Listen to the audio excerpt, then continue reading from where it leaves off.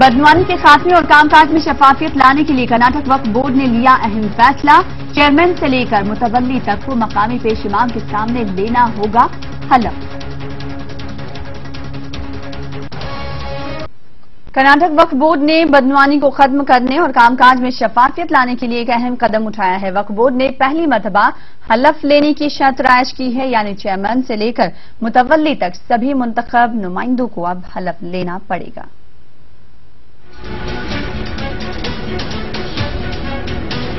کرناٹک میں ریاستی وقف بورڈ، وقف کمیٹیوں، وقف اداروں کے نامزد اور منتخب ہونے والے سبھی اراکین کو اب حلف لینا ہوگا۔ کرناٹک ریاستی وقف بورڈ کے ایڈمنسٹریٹر محمد محسن نے ایک اہم سرکولر جاری کیا ہے۔ سرکولر کے مطابق حکومت یا وقف بورڈ کی جانب سے وقف اداروں کے لیے منتخب ہونے والے اراکین کو مقامی مسجد میں جا کر پیش امام کے سامنے حلف لینا ہوگا۔ اس کے لیے وقف بورڈ نے ایک حلف نامہ بھی مرتب کیا ہے۔ حلف نامے میں مسلکی اور علاقائی امتیاز کے بغیر خدمات انجام دینے کی بات کہی گئی ہے۔ اس سرکولر کے حساب سے جو بھی عہدیدار سلیکٹ ہوتے ہیں، جو گورنمنٹ اپائنٹ کرتی ہے، ان کو ایک مقامی مسجد میں امام کے سامنے ایک حلف نامہ لینا چاہیے۔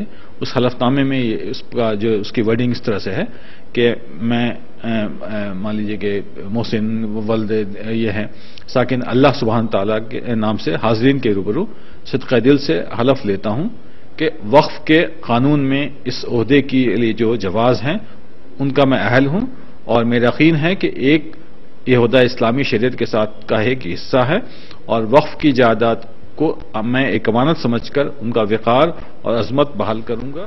محمد محسن نے کہا کہ وقف بورڈ نے متولیوں اور وقف کمیٹیوں کے لیے چند نئے اصول و ضوابط بھی مرتب کیے ہیں۔ میعاد مکمل ہونے کے بعد عہدے سے نہ ہٹنے والے متولیوں کے خلاف وقف بورڈ پولیس اسٹیشن میں شکایت بھی درج کر سکتا ہے۔ اس کے ساتھ ہم نے ایک قانونی جواز بھی رکھا ہے جو وقف بورڈ کے سیکشن 668 کے حساب سے ہے کہ اگر کوئی آدمی آناکانی کرتا ہے یا چارج ہینڈ اوور نہیں کرتا ہے تو اس کے لیے ہم باقاعدہ پولیس کو کمپلینٹ دے سکتے ہیں، اور اگر پولیس نے کمپلینٹ دیا اس پر کارروائی ہوئی تو 6 مہینے کی جیل بھی ہے اور 2000 روپے کا فائن بھی ہے۔ یہ وقف بورڈ کے ایکٹ کے حساب سے ہے۔ محمد محسن نے کہا کہ متولیوں اور وقف کمیٹیوں کے اراکین حلف نامہ سمیت تمام نئے اصول پر عمل پیرا رہیں۔